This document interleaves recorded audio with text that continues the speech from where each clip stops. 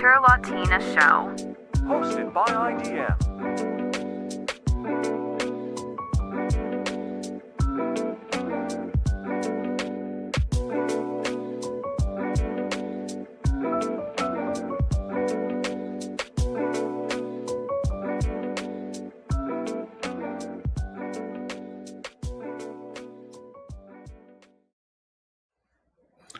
And yeah, we are alive and mostly. So as usual, we have some technical issues of last minute, but that's okay. I forgot my Instagram, but everywhere I might as else- well welcome everyone to another fun-filled installment number 15. I cannot believe it, of the Winter Latina Show, where we discuss such fun subjects as death, destruction, and evil Russian influence, or at least that's what certain Western media outlets would have us believe. And so today we'll talk about what has been widely described as the Russian law, i.e. the foreign agent law in the country of Georgia in the Caucasus, not to be confused with the American state. I'm sure anytime an average consumer of the news logs into CNN, there might be a little bit of a confusion there. So we wanted to clarify that. So this is something that has been in the news for the last little while. We see a constant feed of protests described as Georgia's valiant civil society protesting this law against evil Russian influence. And so we wanted to look into this law, we wanted to look into the protests, and we wanted to look at other similar foreign agent laws and basically talk about whether the qualifications coming from the mainstream media sources are all that they're cracked up to be. And perhaps we'll even touch upon a couple of South American cases, right? Marcelo, I'm assuming? Yeah, I think I am ready now. Everything's working on my side, but okay, we didn't have any problems with the main channels of streaming. And of course, as you guys are watching, you're welcome to comment, perhaps ask questions, make suggestions. We'll try to get to some of them, and if not, we can respond to them after the episode airs. So just for myself, for my Brazilians, especially Brazilian friends that might watch this now or later, remembering that all the links and ways to help the Rio Grande do Sul state of Brazil that has been flooded and still being flooded by the rain. Yeah, it's, public services. Is this normal to have that long term of a not the consequences of natural disasters, but in terms of just that much rain? It's a tropical country.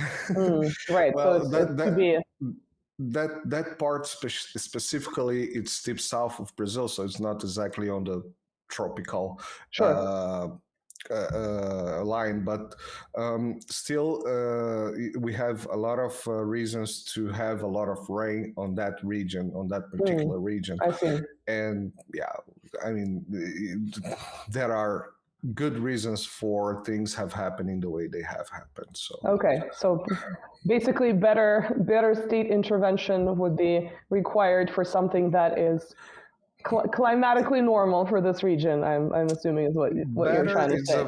It's a very good word. Better is a good word. Right. So jumping into the topic of Georgia's protests, again, this is something that has been in the news, and it's really, I'm going to open CNN here, the most trusted, the self-described most trusted name in the news despite the plummeting ratings.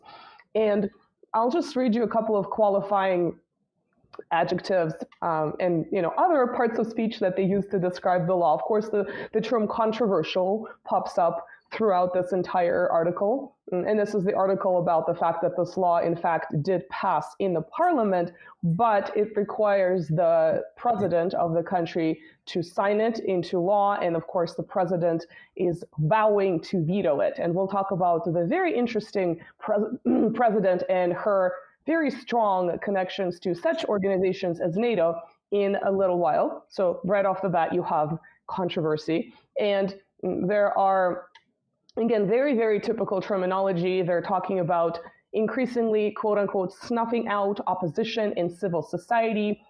Very, very token language we see a lot in these cases.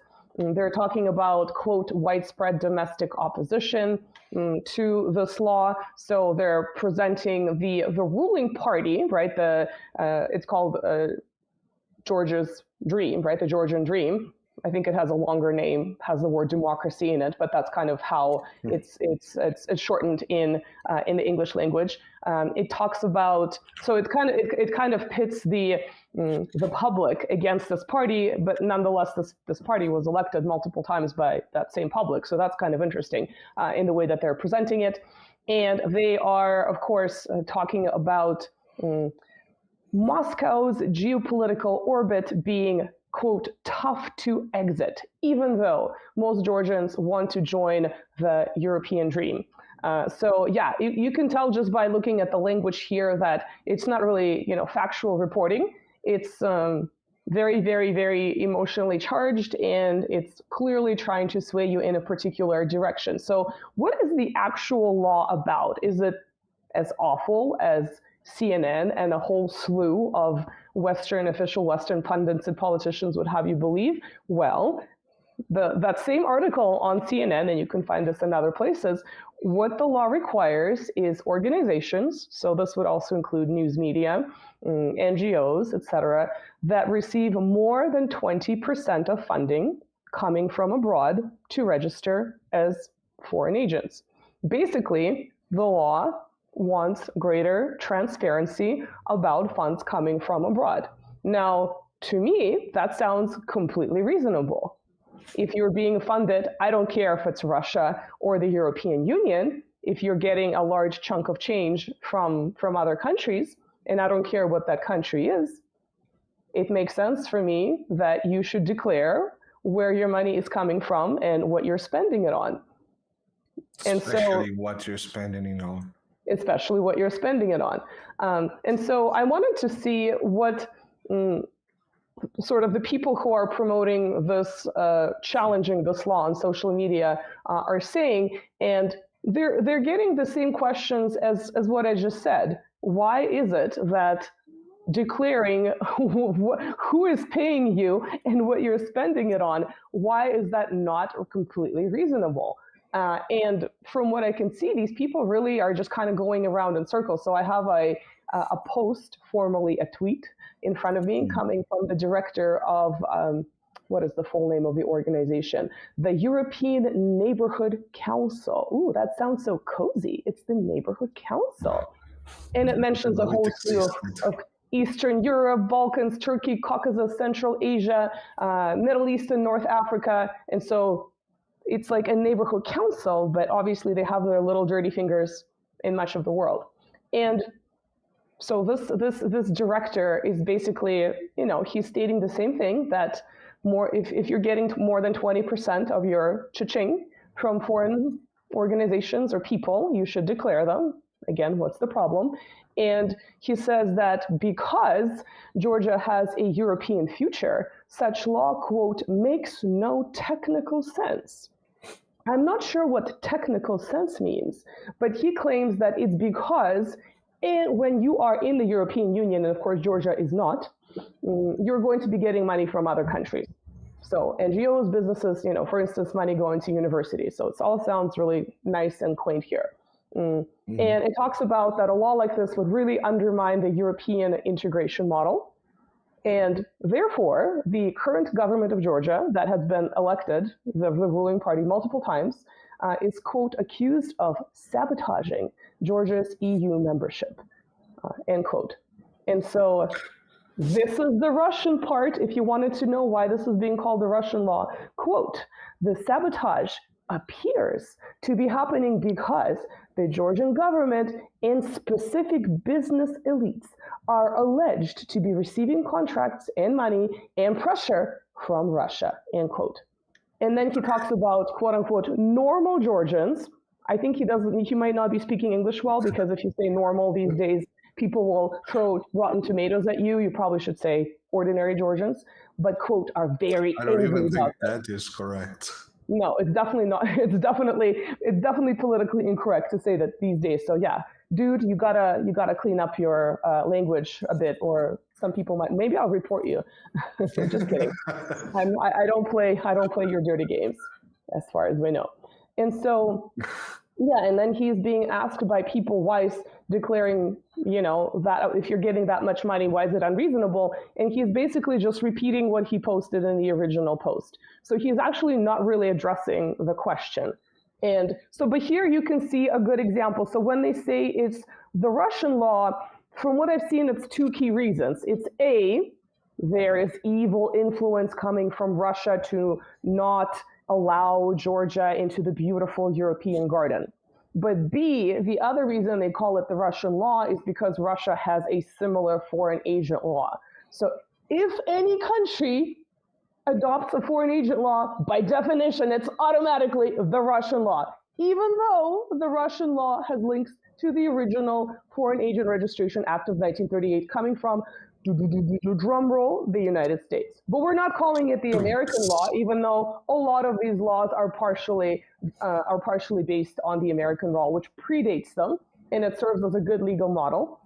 We're calling it the Russian law. So right off the bat, this is, pardon my French, is a huge shit show, in my opinion. Yeah. So the first thing that calls my attention is, okay, they call it the Russian law. They need to do their little tiny weeny propaganda, and try to use their strong soft power to dissuade people to go forward with this. But what calls my attention is that they are so worried about Georgia getting this law. But they also say that this type of the main influence in the country comes from Russia. Okay, so Russia opens their but NGOs. Automatically you're gonna have, if you're getting money from Russia, you would have to register much like everyone else. So what's the problem? What's the problem? Yeah, exactly. Well, if Europe does not want Russian influence in Georgia or any other country, well, I think that this law would be very good. That would be pretty good. You'll see exactly that the money is coming from, the evil Kremlin. So what's the problem? Yeah, so right off the bat, you have an issue here, right? And so, of course, when they use this veiled language and they talk about European integration and how much money is coming from the EU, so again, you have this dichotomy between EU money, regardless of what it's used for, is good. Money coming from other countries is bad. So then it's not really about a foreign agent law. It's about, well, our influence is good, but their influence is bad, and that is complete. I mean, that would be more honest if they were to just phrase it in this way, that we're the ones that will want to be in charge here in our little colony here in the Caucasus.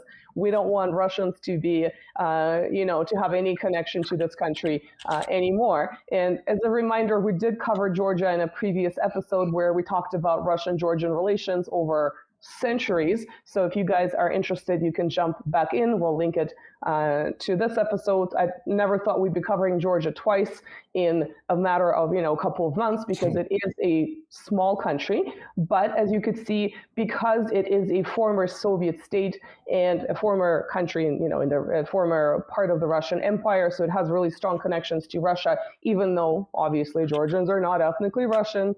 And so you kind of have a similar situation to Ukraine, right? Obviously, Georgia hasn't gone the way of Ukraine, but it could have. And so another interesting parallel between Georgia and Ukraine is, of course, the initial wave of these post-Soviet color revolutions, right? Ukraine had the Orange Revolution in 2004. Georgia had the Rose Revolution in 2003, when the glorious narcissistic Mikhail Saakashvili was installed as its leader. And of course, now we've come full circle because he's currently imprisoned in Georgia, having had his little, 10 years in Ukraine. He was we talked about him being back in the US. He was a Brooklyn hipster, and now he is in prison in Georgia. So obviously, whatever promises that were made were not quite all that they were cracked up to be. Although in the beginning, I think some people did like him, because Georgia was having a shitload of money. I'm really swearing a lot today, but It's my show. I can do what I want. Yeah. Yeah. I don't think Twitter is going to block you for that. Definitely not YouTube, Twitter. I'm not sure. YouTube doesn't like some other random things, so that's why we speak about them obliquely. But yeah, Georgia was having a ton of money pumped into it after this revolution, so certain economic things temporarily improved, but it was because of this funding. It wasn't about Saakashvili's, magic touch. And so he actually has a little bit of a connection to today's situation, because he is the one that introduced the current president of Georgia. And I don't want to butcher her name, although I have some Georgian roots. I do not speak Georgian. Her name is Salome Zurabishvili, and she was the foreign minister in his government. Now, even though she is an ethnic Georgian, she had no connection to Georgia, right? She was born in France. She was a lifelong diplomat in France. And if you look at some of the things that she was involved in, she worked for NATO. So that just tells you the type of pedigree that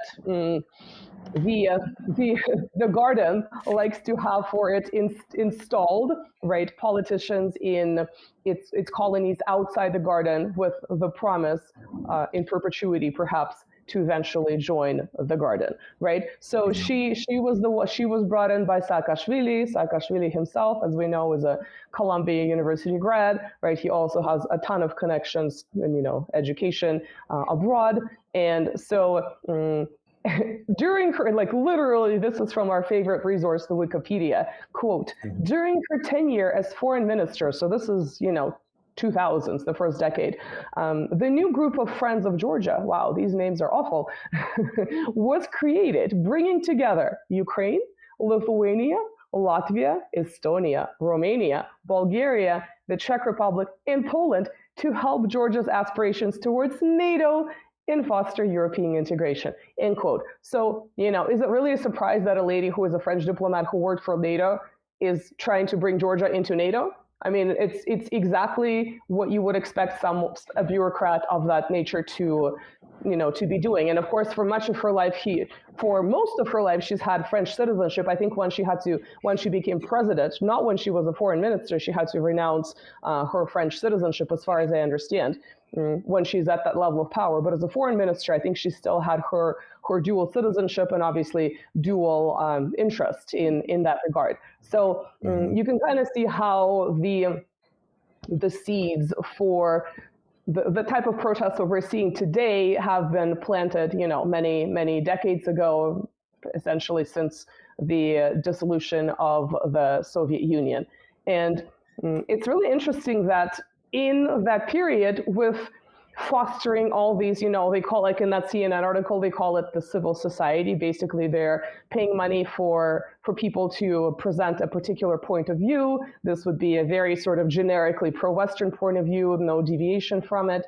And perhaps some of those people are true believers. Who knows what's actually going on in their minds. They're certainly being well compensated, and to be anti-Russian, right? So not sort of embracing the geographic position of Georgia being sort of in between the two places, but staunchly choosing one over the other and disregarding any kind of historical connections that Georgia and Russia may have had.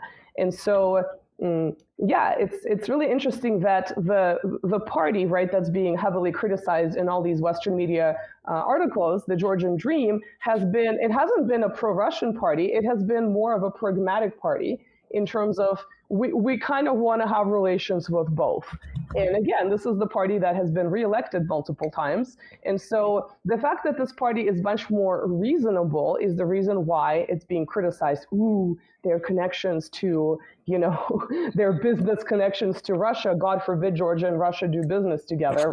Russia used to be the biggest market for the export of Georgian wine, for instance, and a whole bunch of other things. And of course, Russia has a huge Georgian diaspora living there as well. So it's completely natural for the two countries to have a connection. Georgia being a tourist country as well, and getting at least previously getting a large amount of its GDP from tourism.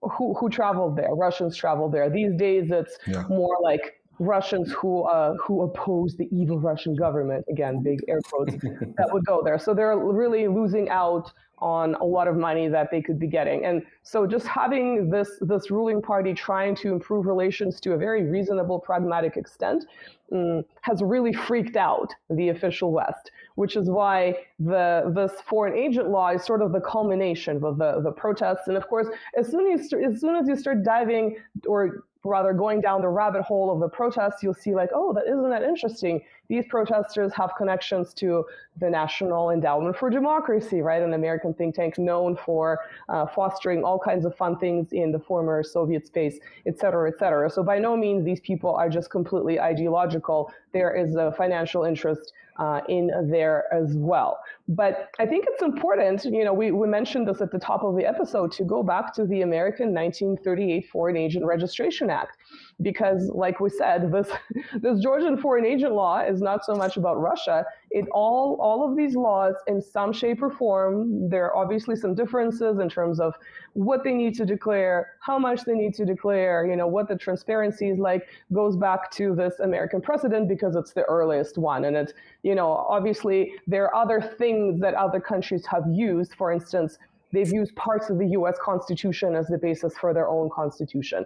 Whether that's right or wrong, that's a separate question. But basically, the official reason for introducing the FARA in 1938 was to counter Nazi propaganda. Now, you can draw your own conclusions whether that was the reason why it was introduced. And if you go and read sort of the official documents, including unofficial, but pretty much along the party line, statements on Wikipedia and other similar sources, you'll see that, well, this act is really just about transparency. It's okay to have foreign powers, meddling and lobbying in our country. We just want transparency. And really, the FARA hasn't really been implemented in the US, unlike other countries that have foreign agent laws. But then you scroll down and you look at, where has this been used? And you see a whole list of media. I wonder where those media sources are from. Oh, look, China and Russia. All those media sources had to register as foreign agents. That's really interesting. And of course, this predates the fact that RT was completely booted out, right? This is one step further. But it's very interesting because then you can jump on the description of the Russian foreign agent law from 2012, which is also partially based on the American one, not fully. And you'll see very different language, right? Again, it's about crushing civil society, blah, blah, blah, blah, blah. But it's the same thing. It literally is these media sources having to register as foreign agents. So somehow Chinese and Russian media in the US having to register as foreign agents is fine. It really hasn't been used much. But in Russia, when foreign sources have to register as foreign agents, that's bad. That's about stifling civil society, et cetera, et cetera. So you literally have very similar actions being taken, and they're described in completely different ways in these sources. So you can have them, side by side and be like, well, this is very interesting. It's the exact same damn thing. So yeah. And so yesterday we had Neboja here when we had this live stream about the Robert Fico attempt assassination. We still don't know how things are going, so we still call it attempt. And Neboja actually mentioned that he had covered a lot about this with President Trump. That's one of the laws that they are pushing over Trump to smear his campaign and try to convict him of anything. And he also mentioned the fact that out of nowhere, from night to day, all the reporters from outside, especially RT and all these media outlets from China, Russia, and everywhere else that's probably not the United States and Europe, and I don't even know if Europe has entered on that. And he said from night to day, they just had to register to all this kind of stuff, and it was really very interesting how he describes how they got completely handicapped and handcuffed about what they could do in the country as human beings, as people, as persons. Which again, when you read the actual description, it sounds like it's a very benign thing. So then why is it when you read the description of similar laws in other countries, it sounds like this really sinister thing when in reality the parallels are very much similar. And so the other thing that I want to mention is that you may have seen that we call this the anti-Soros law. And I know some people really jump on this bandwagon and other people really scoff at it, saying like, well, Soros is not behind all this stuff. And this is why we, the Russians, I'm collectively speaking right now without any mandate to do so, we have the term collective Soros, right? It's more about a symbol. Yeah, we use the collective Soros. This is a term. And then we have some other funny terms like the children of Soros, but it sounds really funny in Russian. Sarasyata. We call them Sarasyata, like little Soros children. So, but basically, it's not about this particular man, right? It's about a symbol of perhaps, it doesn't even have to be one person, right? It can be as they call it in Russia, they're oligarchs. In the West, they're billionaire philanthropists. So it doesn't even have to be a billionaire philanthropist, right? It could be an organization, but right, it's someone who is not just happily handing over money because he's filthy rich and he doesn't even know what to do with it, right? There is a particular political ideological purpose for funding particular types of organizations, and of course it's all presented under a very nice term like we're creating civil society, we want people to have pluralism of opinions and political views, et cetera, et cetera. But in reality, when you actually look at what those types of organizations, including the Open Society that is a Soros organization, what they engaged in the former Soviet space in the 1990s, it really is quite significantly more sinister, right? It was about rewriting history. It was about undermining any kind of indigenous traditions and roots in multiple countries. And it was about creating this really fertile soil for introducing much, much more foreign influence and having governments that are really anti-people in those countries and are really more about the looting and the stealing, the types of stuff that happened in Russia in the 1990s. So this is the reason why we use this kind of terminology. So I know some people get really like, this is so stupid.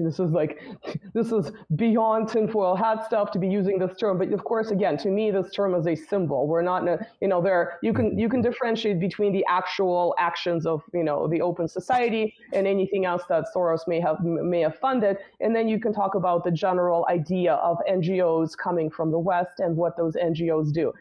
And I don't know. I don't want to say that all NGOs have these sinister motives. I mean, perhaps there are some NGOs, I don't know, maybe they're saving kittens and puppies that are stray, perhaps, without disseminating propaganda. It kind of remains to be seen. But I would just say generally, these NGOs that have very nice names about democracy and, press freedom, et cetera, they have some other agenda. And that agenda is quite often damaging to the people of the country where this NGO operates. And so go ahead. In Brazil, this is a very big problem in Brazil because yes, we have a lot of these NGOs that are just taking care of puppies, abandoned dogs. Dogs in Brazil is kind of it's bad to say that, but they run like a pest, because there is no control. Yeah. There is no control over the street dogs. So there are a lot of these NGOs that take care of dogs that, have special veterinaries that are, very, very cheap or even free sometimes. And they of course, they receive money from somewhere.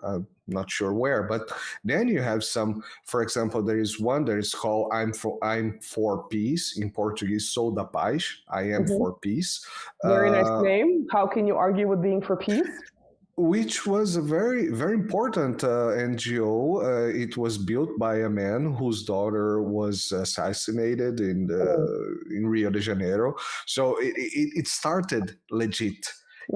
And then you go to nad.org today and you go to the funding, and then you see that there's a lot of money pumping into these NGOs. So, and then you start to back check these NGOs. Perhaps I'm a bit too close to the microphone now. I'm hearing me back. And then you go to back check these NGOs, and then you see a lot of them pump money into, journalistic investigation. And every time you see the type of press release that they create or journalistic investigation that they create, it's always something related to the government, to the federal government in Brazil, in the case. And there's always some, scandal, corruption scandal, and it's okay. There is, we know, and it would be nice that we could know more of the corruption scandals. We would have less of the situation that we have in Rio Grande do Sul now. But at the same time, a lot of it, you see that is just perception shaping. And another topic that we discussed yesterday, that perception is more important than reality. Yeah, which is reality really, doesn't matter. Very postmodern concept where it's all about this astroturfing protests. Some protests might be real, or initially they might start off as a real, protest with grievances, and then they be completely astroturfed and presented as something else on social media. So yes, this was definitely.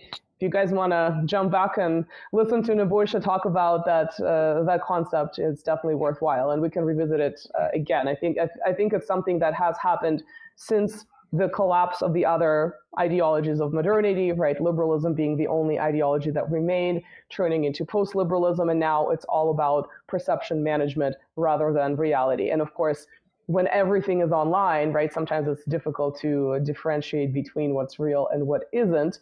And we're not even talking about AI or any kind of deep fakes and stuff like that, right? It's just, it could be about changing the angle of what you're shooting in real time and presenting it as something else, calling this foreign agent law the Russian law, right? The examples can be endless. It's about perception management. But going back to Brazil. Yeah, exactly. So going back to Brazil, we have right now we are starting to hear a little bit that there are some, scraps about a new foreign agent law in Brazil, which is, we can start to get ready to seeing these scenes of Geórgia in São Paulo, Brasilia, Rio de Janeiro. So for the Brazilian friends that are watching us, pay attention to this. And we can go just a couple of months back, and we will have the situation between Elon Musk and the Supreme Court of Brazil on Twitter files or whatever they call it. And so I think, I'm not sure if I mentioned this on this show. I'm sure I mentioned this on my channel.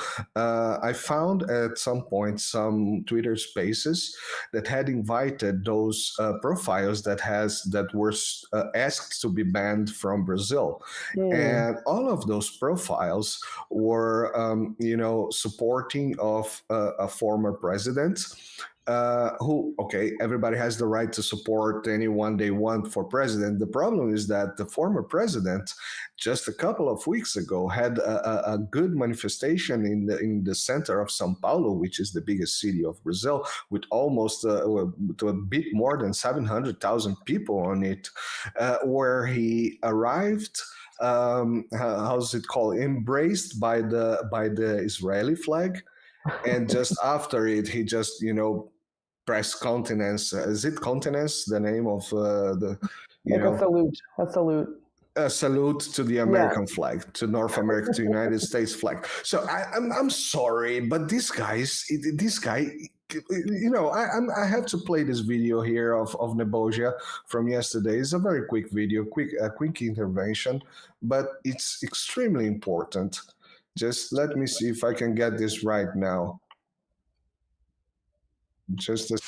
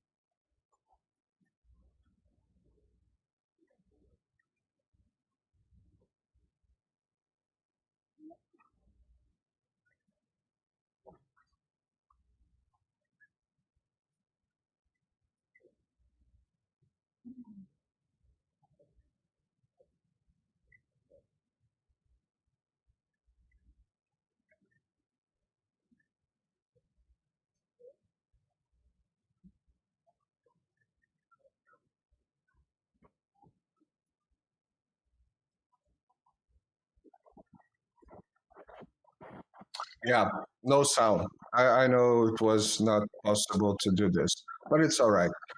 Basically, what he says is, all right, I had a lot of sounds going on in my head at the same time. No worries. It was an And attempt. now you're muted.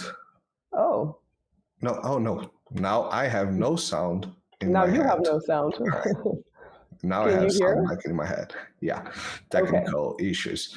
All right. So basically, what he says is, all these people that go around, Georgian people, coming back to Georgia, all these Georgian people going around and asking for sanctions over Georgia. I was literally looking at a tweet yesterday. It just seems to be this repeated pattern with, and in some countries, let's say the ones who are from Russia or Belarus, right, they left and they're now abroad, but they're demanding the same thing, sanction our countries. So, but some of these Georgians are in Georgia because the Georgian situation is a bit more complex in that sense, right? And so they're basically demanding sanctions on their government and inviting more foreign influence in their country, which just blows your mind that everyone knows that when sanctions do work, they harm regular people. They're not necessarily harming the politicians that you want to sanction. If you look at North Korea or Cuba or Venezuela, like countries like that, in the Russian case, sanctions largely failed, although Russia had to do a lot of changes to and a lot of preparation to essentially either bypass them or not have them harm it, which is, we talked about the fact that this is one of the reasons why it didn't intervene in the Ukrainian situation in 2014.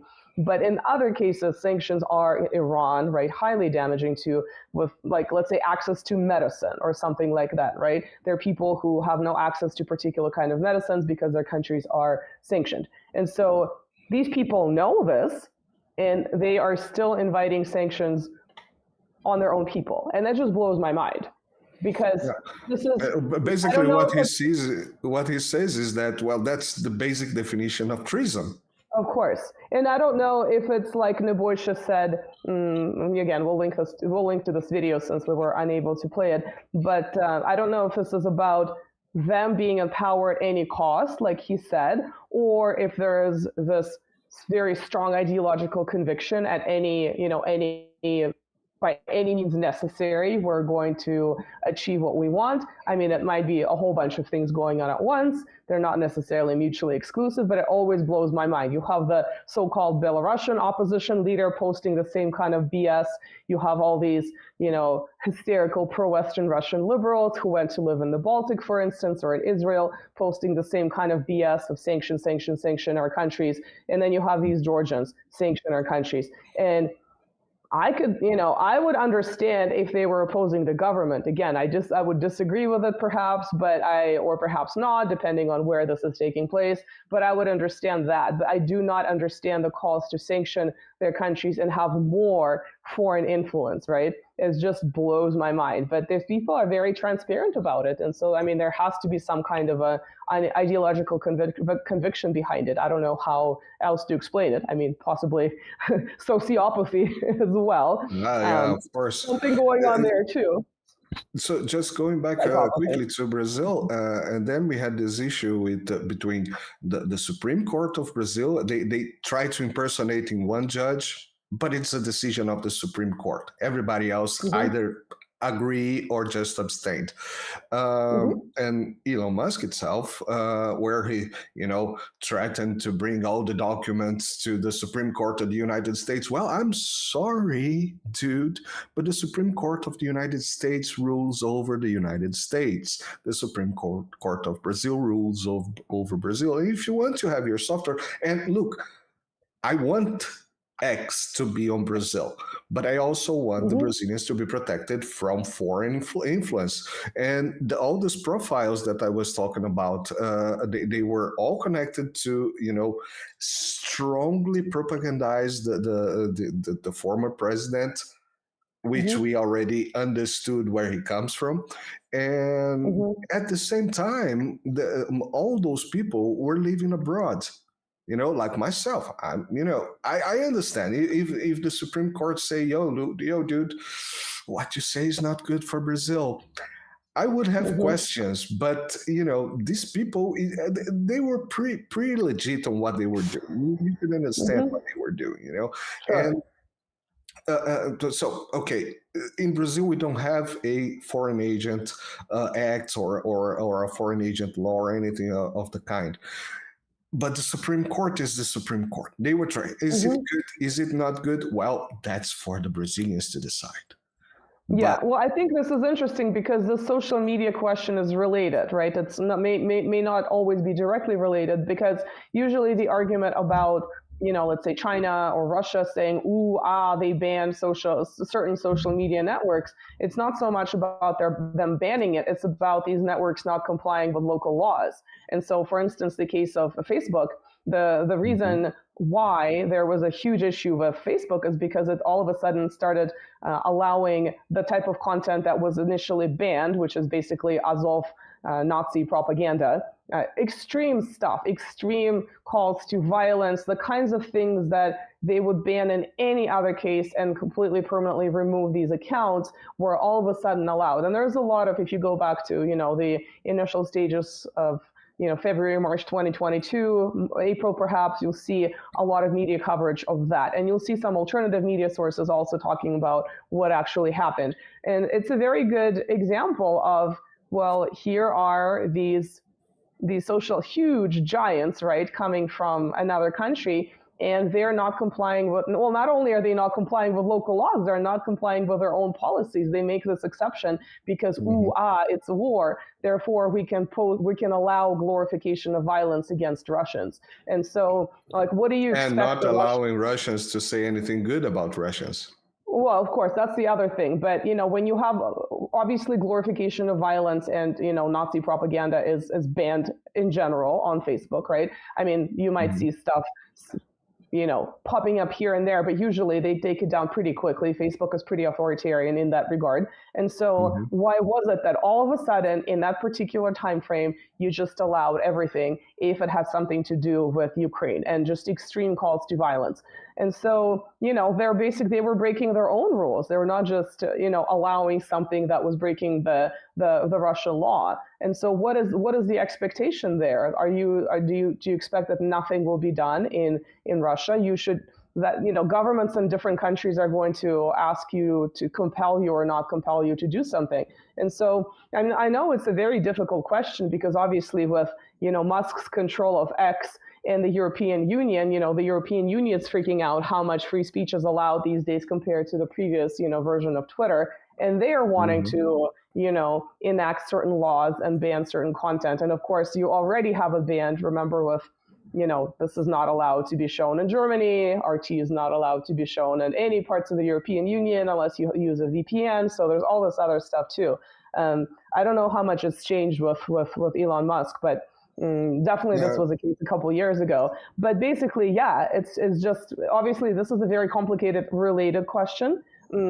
But it's pretty interesting how the perception of foreign agent type measures depends on what the country is. So again, very easy test. Is this country within the rules-based order? Then the rules-based order, right? Then it's probably a good thing. As soon as this country is somehow outside of it, even tangentially, because again, Georgia has really been largely controlled by, the official West for a while now, then any attempts to regain any semblance of sovereignty is going to be presented as this awful thing and, like we said, described as the evil Russian law. So it's a pretty easy test, and you can sort of judge the situation accordingly.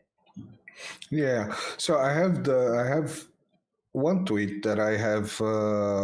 Let me put on the screen. Yeah, and I have to put it on the screen the other way around as well. Okay. I have this one tweet from a Libanese that I think it kind of wrap it up very well how the situation is that and basically it says, when you're revolting against foreign influence while waving foreign flags. And there's this picture of the manifestations on Georgia with, you see everything but a Georgian flag. And Right. I saw On my screen it also, looks small, but I see some US flags, EU flags, which actually kind of looks like the Ukrainian Maidan. I think it's just it's exactly. a scene that repeats over and over again. And Mhm. it's almost like, why are you guys so transparent? Can you not at Yeah, least pretend to be patriotic in any shape or exactly. form? Yeah, was Yeah, that a Ukrainian flag? Yeah, I wouldn't be surprised if that was that. well, yeah, you have Ukrainian flags. We have this post Well, from beyond Michael that, I Roth. mean, you have officials from Germany and from multiple Yeah, Baltic countries joining these protests, which, it's it's not obviously not the first time it's happened. We've seen it time and time again in failed or successful counter-revolutionary scenarios. We saw, multiple officials in the Ukrainian Maidan. We remember John McCain being there, a bunch of European officials. Obviously, the Cookie Monster was there too. So you have all of these officials very, very much publicly participating in what's supposed to be a grassroots protest. But of course, exactly. you would simply not even dream about the opposite, right? The alternative, having officials from another country participating, let's say in the trucker, let's say Russian officials and Georgian officials from the Georgian Dream Party participating, I don't know, in the trucker or the yellow vest protests, right? Immediately, these people will be thrown into prison for I don't know how many decades, right? And so I know people always say, well, this is not even worth mentioning because of course they are in power. Of course they expect, that they can do whatever they want. But I still think it's worth mentioning because it's a very, very easy illustration that the opposite would simply not be allowed. And here you have these people publicly, again, it's like they can't control themselves. It's one Yeah, thing when you're on social media and you're making certain comments about it and you're, criticizing the Georgia's ruling party and this foreign agent law and whatever, you're using gaslighting language. But it's very different when you physically come out and you join this protest. Like, how is this not meddling? This is precisely what this law is supposed to counter. And you're freaking out that you're not going to be able to do this. But at the same time, you're dumb enough to go because you can't control yourself. Like, whom is this meant for? Like, this is totally meant for the audience abroad that is going to be looking at these things. But the fact that these things have happened so many times, these types of protests, these types of, foreign officials participating in a protest in a foreign country against the government, I mean, at some point, I think the public is getting more and more savvy. I hope, or at least some elements of the public, especially with the splintering of the media into a lot of alternative media sources, right? Like us, a budding alternative media source. Also, just the decline of standard, traditional media. I feel like people, just even more ordinary people, are a little bit more savvy about these things, even if they're not completely, tuned in and have their finger on the pulse of every single current event that's, happening around the world. So yeah, but I mean, I guess at the same time, the template worked before, so they're just too lazy to use a different template, and they just keep plugging in the data and then just basically vomiting it out, and it's the same but thing over and over again. Yeah. but that's exactly what calls my attention nowadays, because it just seems that they are, reusing the template for everything. Mm-hmm. Smearing. You get everything that you heard on whatever Libya war. You hear about Ukraine. Mm-hmm. Russia in Ukraine. Everything you had in Iraq, you hear in Ukraine. You Or just said Gaza. Iraq with like this George Bush accent. It was amazing. It's like Iraq. I know Iraq. Come on, Yeah. dude. Let's say Iraq. Iraq. Yeah, Iraq, Iran, and Iraq. That's amazing. Exactly. But yeah, it's definitely, you have, I don't even want to go into the kind of disgusting things that they would mention, but it's the same type of news stories that then end up being debunked weeks or months from that point. Of course, when bullshit is being debunked, fewer people are paying attention to the debunking. They're paying attention to the initial, extremely exaggerated, insane headline. But yeah, it's the same type of stories that we've seen before that have been recycled, which of course is, very, very telling. But I don't know. It still blows my mind that these officials from other countries would just come out and march with so-called ordinary Georgians. And the extent to which, go ahead. I had one last tweet that, that I think it's important, which is, let me put on the screen, which is Karine Jean-Pierre, the White House spokesperson, saying basically the White House says it's deeply concerned about Georgia's law on Kremlin-style foreign agent, and we hope that the president will veto it, but forgets to say that the U.S. has the similar law, the FARA law, but much more rigorous. It's the original law.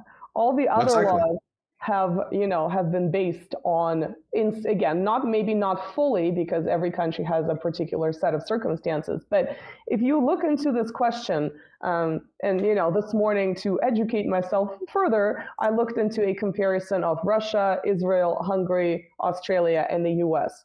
And basically, they were these experts. You could look it up yourself. I'm sure there are other comparisons of other countries, specifically of foreign agent laws.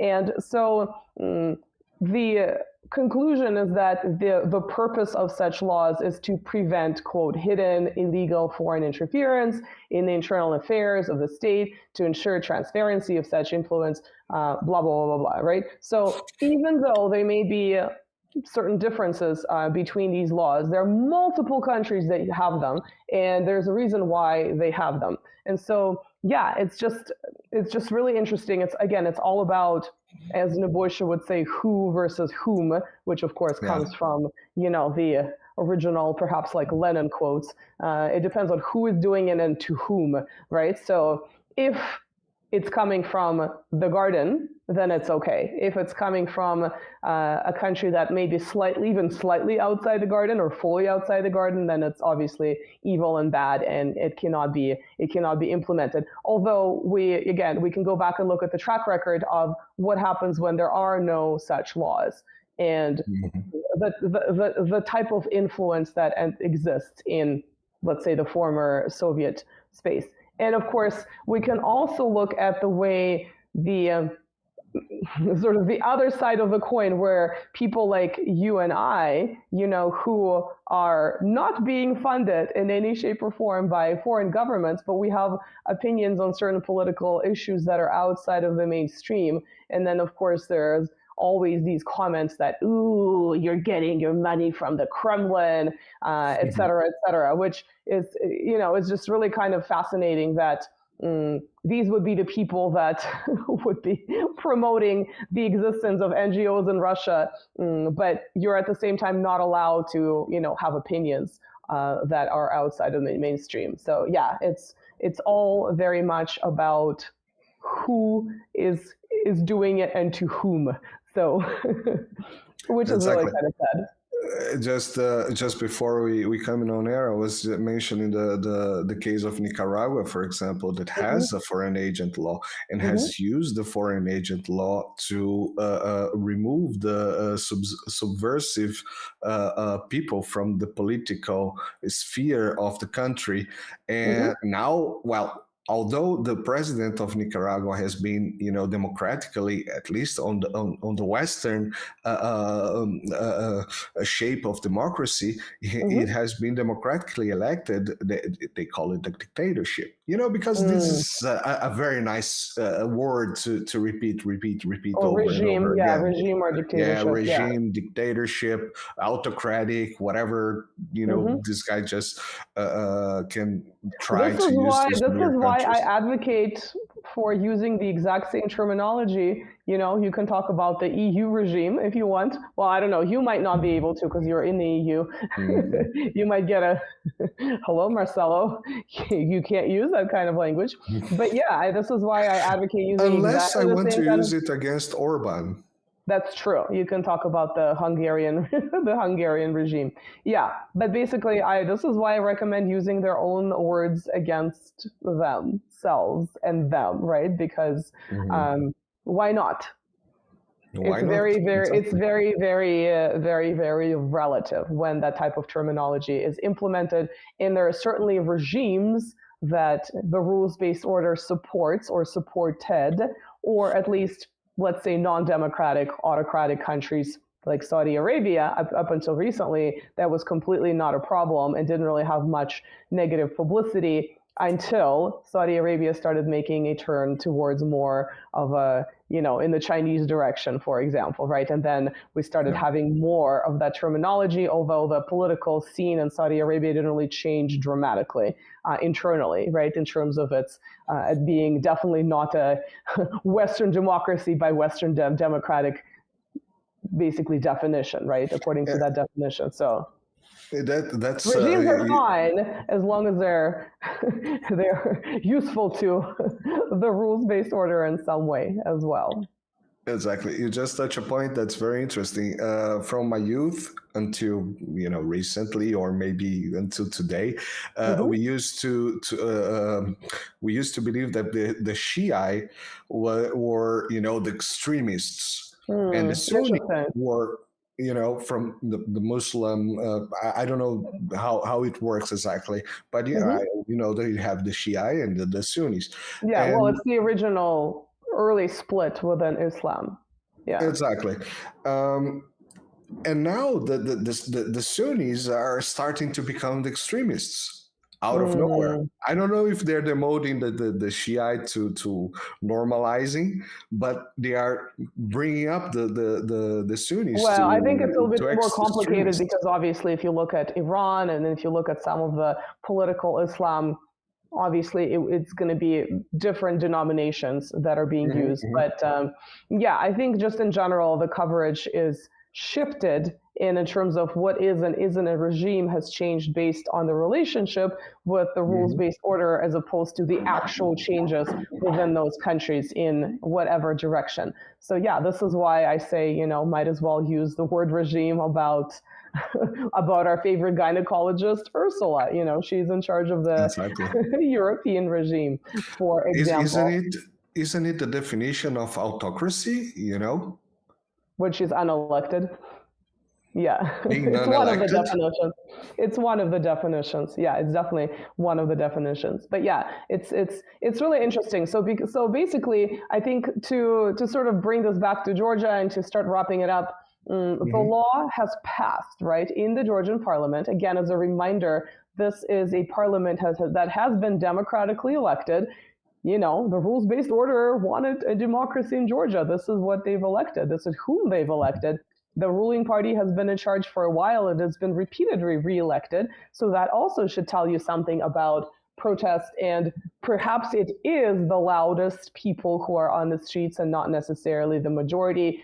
I'm not sure if I believe the polling of, this is how many people actually want to, not have this law, and this is how many people actually want to only exclusively have a relationship with the European Union over Russia. Who knows? I haven't looked into this question, but I would say to me, it's a little bit suspicious as well.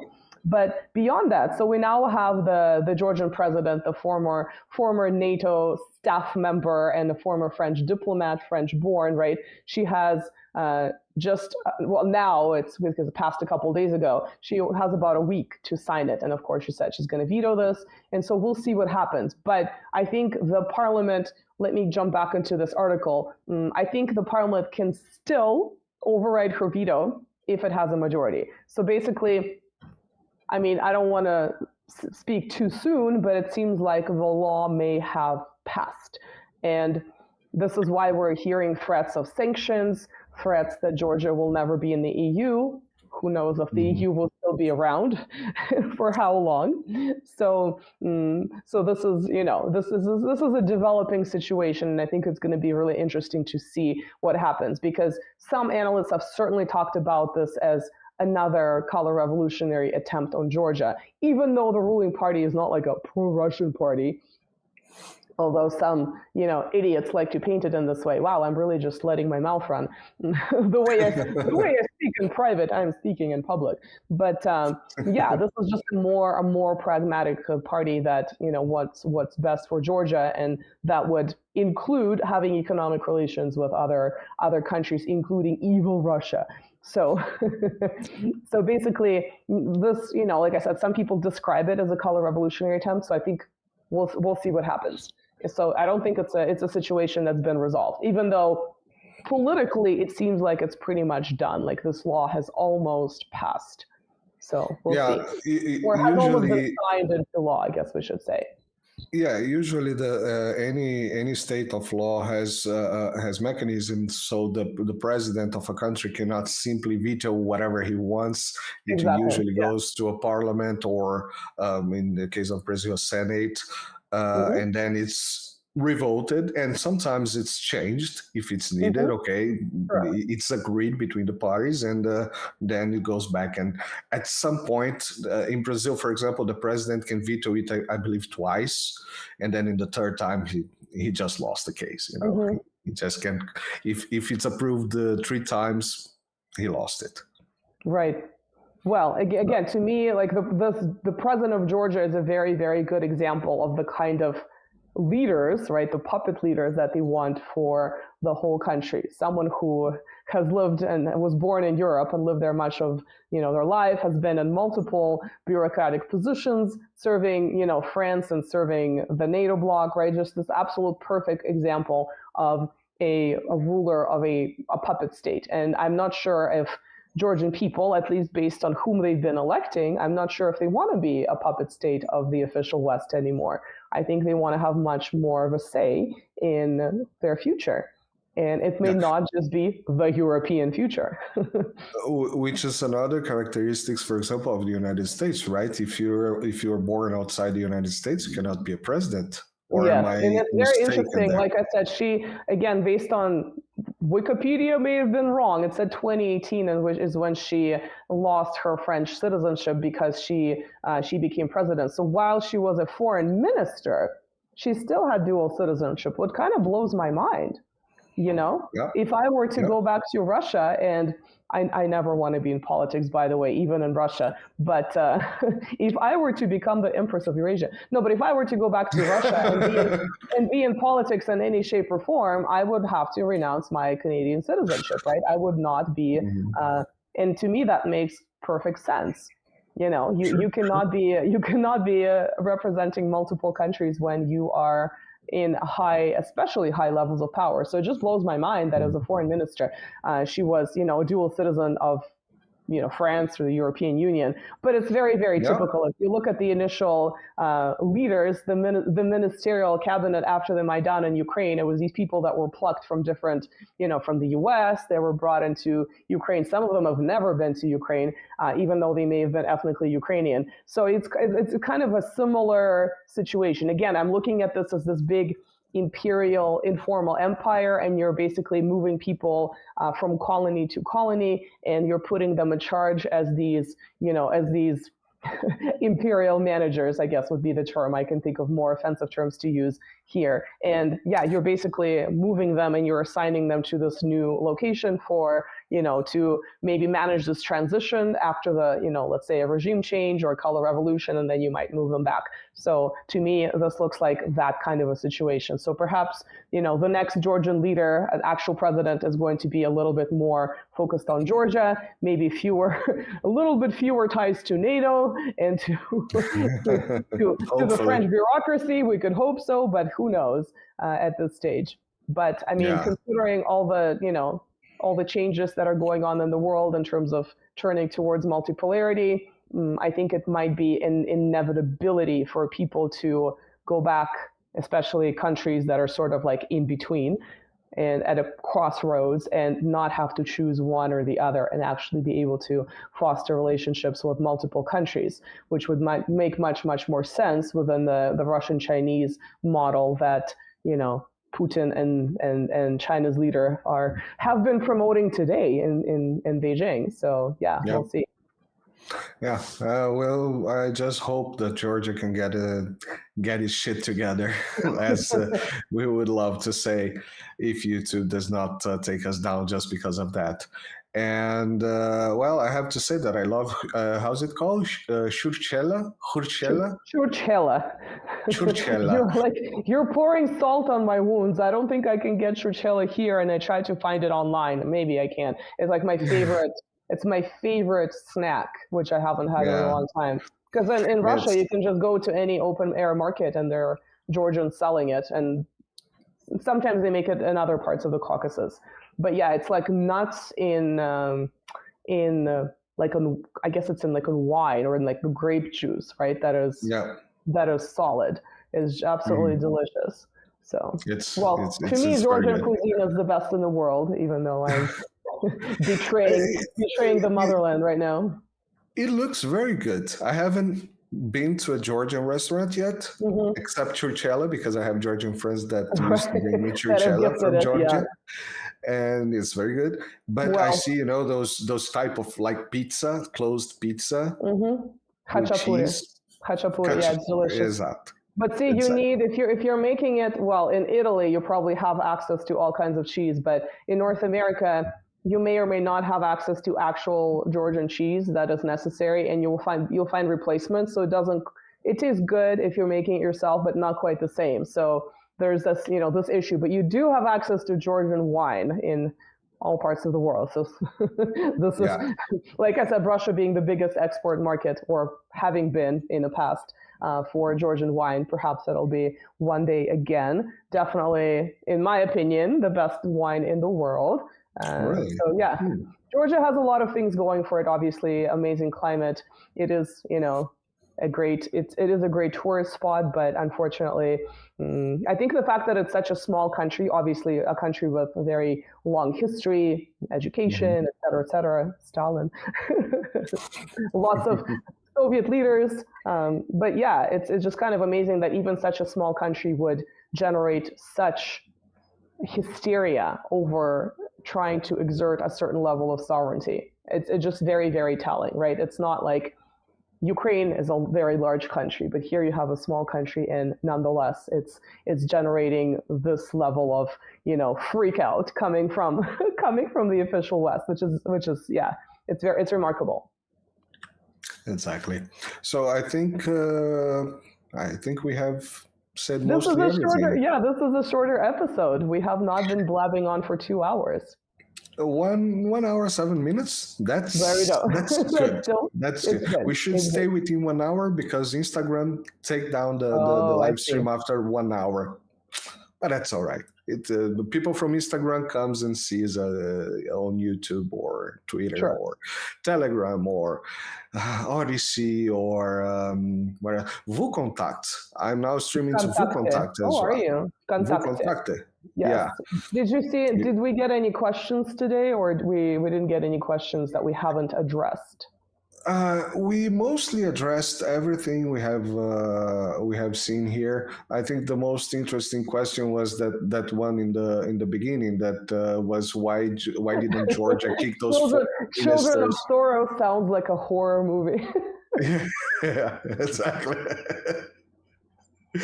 It's kinda. Well, it kind of is, yes. It kind of is. Politically, it ends up being. No, but in Russian, it sounds funny. It sounds like Sarasyata sounds like little piglets. Like in Russian, we say piglet is Parasyata. And Sarasyata sounds like they're children of Soros, but it sounds like they're little piglets running around. So it sounds cute. It doesn't quite sound like a horror movie. It sounds cute. Yeah, it doesn't sound. Okay. Yeah, children of the corn, children of Soros. You see, you just translated to English. It sounds like a horror movie. It sounds like a horror movie. Yeah, in English, everything sounds like a horror movie. But yeah. No, I see. I should have looked at this earlier, but people are saying that didn't the post-Maidan Kiev regime had foreign appointed minister? Yes, there were multiple ministers. I believe one of them was the Minister of Economics, and she came from the U.S. I think she had Ukrainian roots, but I don't think she'd had actually ever been to Ukraine prior to the 2014 government change, let's call it that, as far as I remember. But yeah, I remember it was really big news. It was like people coming from, there was like one from Georgia, of course, one from the US with Ukrainian roots, and a whole bunch of other people coming from other countries. So yeah, it's like this imperial management, like we said. Yeah, so we should probably end this on the children of Soros note. Children of Soros. Children of Soros, yeah. Remember. Next week on your closer theater. Yeah, well, I hope you could sleep at night after we've mentioned this. Children of Soros. I'm not sure you can sleep any time. Not after that. Well, thank you guys for watching. We'd love to hear your thoughts. And of course, if you're from a country where a foreign agent law exists, it would be very interesting for you to share your opinion. Obviously, it's a complicated topic, but I think sometimes the complication depends on where that country is, going back to the who versus whom. So we'll say goodbye, and thank you for watching, and we'll see you in the next episode. Exactly, and just remember to like, share, subscribe, all those things, and all the links are in the description, so you can help Nina by buy me a coffee to her. There's the link to her buy me a coffee. You can help Imprensas, the Destruição, Massa, the press of mass destruction, by just giving a super chat or a super like, whatever it's called, the heart with the thing on it. And see you back next week. Bye bye, Nina. Next week. Thank See you. Ciao, ciao.